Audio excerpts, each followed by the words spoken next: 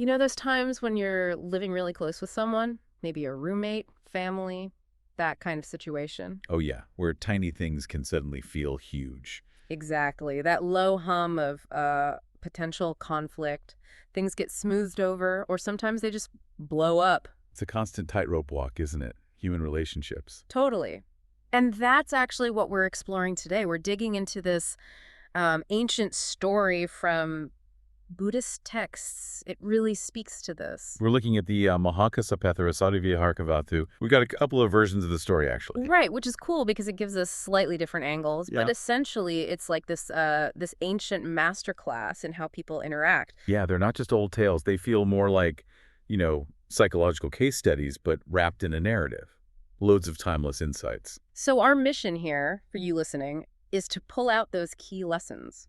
What can this story teach us about, well, navigating tricky relationships, about how our own emotions can kind of trip us up? And also about being wise, really, about who we choose to spend our time with, who we let into our close circles. Exactly. So, you ready to jump in? Let's do it. Okay, so where does it start? What's the setting? We're in a place called Rajagaha, and the main figure is an elder monk, Mahākassapa.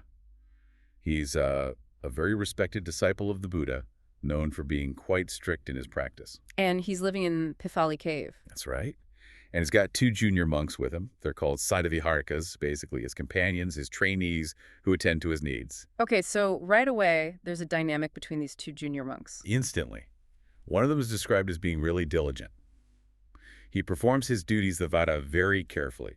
The text emphasizes sakake, meaning with real care. Like preparing face-washing water, tooth sticks, the daily routine stuff. Exactly. He's showing responsibility, mindfulness, real dedication. But then there's the other junior monk. Ah, yes. Here's where the trouble starts brewing. This second monk is basically passing off the diligent monk's work as his own. Seriously. So he goes to the elder and says he prepared the water and stuff. That's exactly it. He announces it as if he did it all. It's not just laziness, it feels like.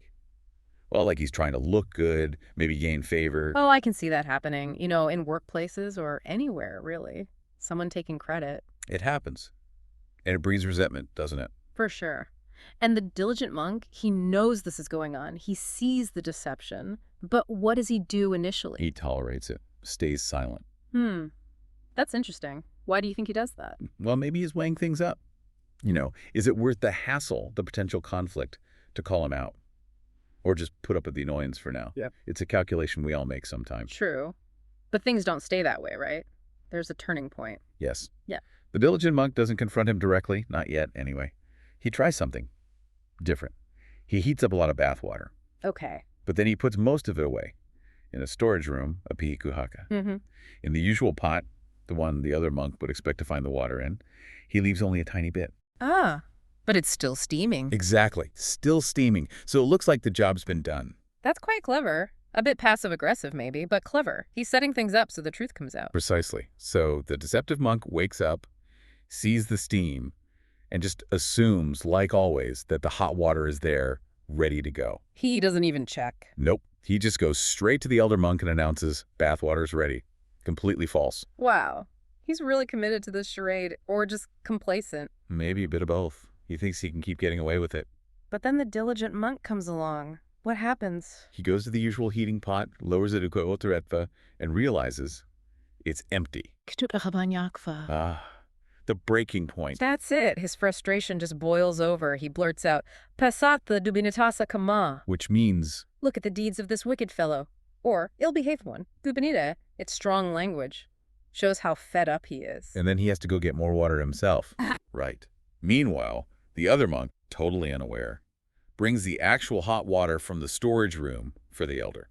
So the elder monk gets his bath, but he must be starting to figure things out now. Absolutely. He's an elder, experienced. The text says he realizes what's been going on, Yafa. He understands that this younger monk has been taking credit for the other one's work all this time. He sees the pattern, the dishonesty. Yeah. It shows that even in, these close-knit communities, this stuff can happen. So what does the elder do? Does he confront the deceptive monk? He does, but later that evening. He offers counsel, Ovada.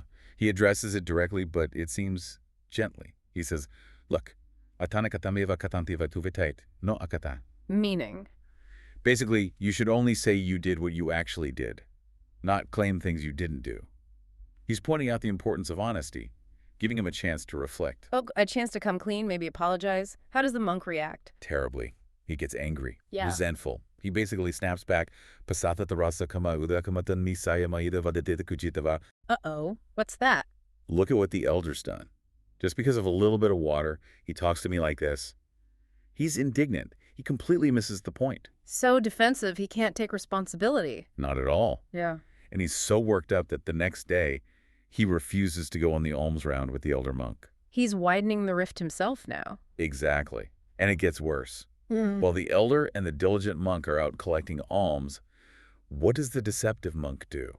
Oh no, what? He goes to visit the elder monk's main supporters, his lay patrons, the Upayakakula, and he lies to them. How? He tells them the elder monk is sick, afasukajatan. Totally untrue. Then he asks for specific nice food, supposedly for the elder. Let me guess, he doesn't give it to the elder. You got it. He eats it all himself on the way back. Wow. That's a serious breach of trust. Exploiting people's generosity, lying about his teacher. It shows a real lack of integrity, a complete disregard for the rules and for the elder monk. Okay, what happens next? Well, around the same time, the elder monk receives a gift, a nice piece of cloth, sukumavatha, and he gives it to the diligent junior monk. The one who's actually doing his duties. Right, who then dyes it and uses it. Seems perfectly reasonable. But I bet the deceptive monk didn't see it that way. Probably not. He likely saw it as more favoritism, maybe fueled his resentment even more. So, does the elder find out about the food incident? Yes, indirectly. When the elder next visits those patrons, they naturally ask, "Oh, how's your health? We heard you were unwell," mentioning what the younger monk told them. What does the elder say? He says nothing, just remains silent. Powerful. Lets them figure it out. Yeah, it avoids a direct accusation, but highlights the discrepancy, makes the patrons question the story they were told. Does the elder try to talk to the deceptive monk again? He does. That evening, he tries one more time. He counsels him again, this time focusing on the food incident. He says, "Vinyatyagat funjisunavateti." Meaning it's not proper to solicit food like that under false pretenses and then eat it. Exactly. He's giving him another chance, focusing on the specific wrongdoing. And this time. This is the final straw for the deceptive monk. He just explodes internally. The text describes his thoughts. Pure rage and resentment. What's he thinking? He's like, yesterday he called me a liar over some water. Today, because I ate some food from his patrons, he lectures me. And he gave that cloth to his attendant. Oh, this is too much. I'll show him. Something like that. It's completely distorted, isn't it? He twists everything, sees himself as the victim. Yeah. Zero self-awareness. None. It's all wounded pride and a desire for revenge. And does he act on it? He does, tragically. The next day, the elder and the diligent monk go out for alms again. The deceptive monk stays behind. He goes on a rampage. He takes a stick and smashes the elder's belongings, his bowls, his requisites. Then he sets fire to the elder's hut, his penchasala. Sets it on fire. Yes, and anything that doesn't burn, he smashes with a club magarina, that he just flees the monastery. That's horrific. Just pure destructive rage. It's a shocking escalation. Shows how unchecked anger and resentment can lead to terrible actions. What happens to him? The story says he dies shortly after, and is reborn in Avicii hell, Avichmahanare Nibati. A really terrible rebirth, reflecting the severity of his actions. And obviously, the whole community is talking about this. Mahākassapattherassa. Right. Big uproar. Okay, so that's the main story. But then the Buddha gets involved. Yes. A monk who was visiting hears about all this and tells the Buddha, the Sata, back in Jetavana. And what's the Buddha's take on it? This is crucial. The Buddha says, essentially, look, it's not just now that this monk gets angry when given advice. He was like this before. And it's not just now that he destroys dwellings. He did it before, too. So there's a history here, a pattern. Exactly. And the Buddha then tells a story from a past life to illustrate this atitahahari. Ajadakate. Precisely. This one is set in Baresi long ago. There's a woodpecker, a sialzakuno, who has built himself a nice, secure nest. Okay. Woodpecker, check. Then one day, it's raining heavily. And a monkey, a Makati, comes along, shivering, seeking shelter nearby. He doesn't have a nest or anything. So you've got the prepared one and the unprepared one. Right. The woodpecker sees the monkey looking miserable and asks him basically, hey, you look like a human, head, hands, feet. How come you don't have a house? He says it in verse. Manusaseva te sisai. Agarrante navijatiti. Kind of a pointed question. You've got the equipment, why no shelter? Yeah. And the monkey replies quite honestly, well, I might look like a human woodpecker, but I don't have that human wisdom the kind needed to build things. Yahu siamanusesu semipanyana vijatiti.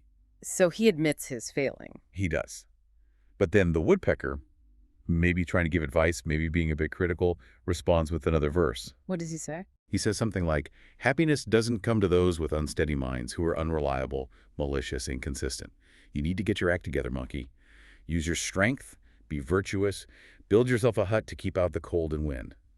It's quite direct, calls him unstable. Anavahitatitasa, karasu kutikakapiti. That sounds less like gentle advice and more like criticism. It does come across that way. Maybe well-intentioned, but harsh. And how does the monkey take this? Let me guess. Not well. Not well at all. He gets really resentful. Thinks, who is this bird calling me unsteady, light-minded, unreliable? I'll show him. And in a fit of pique, he destroys the woodpecker's nest, just tears it apart and scatters it. Wow. Same pattern. Can't handle criticism, lashes out destructively. Exactly the same pattern. The woodpecker manages to escape, luckily. So the Buddha explains the connection. Yes, he says, that monkey in the past life, that was the monk who destroyed the hut. And the woodpecker, that was Kassapa. Ah, okay. So it wasn't a one-off thing. It was ingrained behavior. Right. The Buddha says, not just now, but in the past, too, he got angry at advice and destroyed the dwelling. Then he makes a really important point. He says, for his disciple Kassapa, living with such a fool, Balina living alone would have been better. Living alone is better than living with a fool.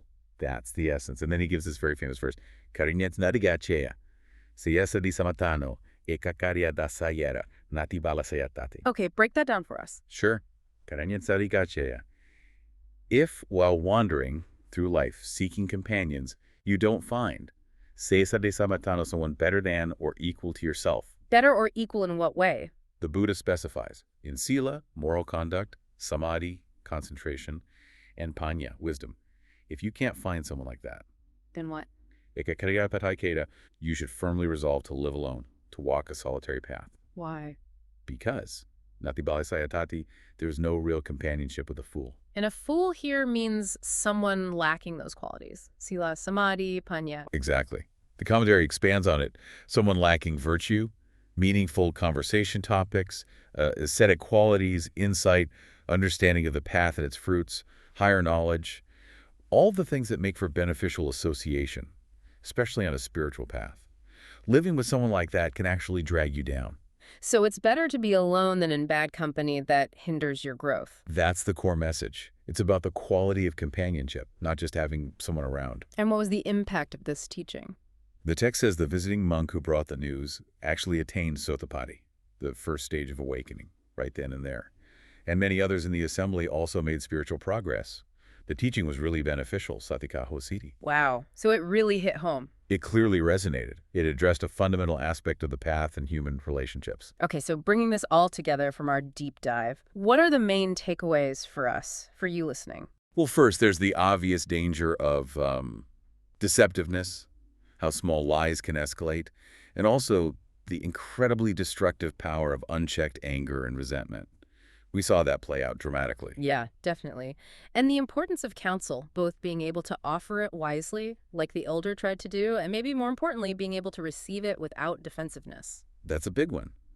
But I think the most profound point, maybe, is what the Buddha focuses on at the end. The immense impact of our companions. Who we choose to associate with really matters. That verse about choosing solitude over companionship with a fool, it's quite stark, isn't it? It is. It really makes you think about the quality of your relationships. Are they uplifting you? Are they helping your growth, your well-being? Or are they perhaps holding you back? It suggests that sometimes walking alone, focusing on your own path, is actually the wiser, more beneficial choice. It's not about isolation necessarily, but about intentionality in our connections. Right. It's a powerful act of self-care, you could say, to be mindful of who you share your energy and time with. So the final thought for you to maybe chew on, think about your own relationships. Where do you see echoes of this story maybe? What qualities do you really value and seek out in the people you're close to? And reflecting on that final teaching, What might be the wisdom for you in sometimes choosing solitude, not as a punishment, but as a space for your own growth and integrity, something to consider as you navigate your own connections?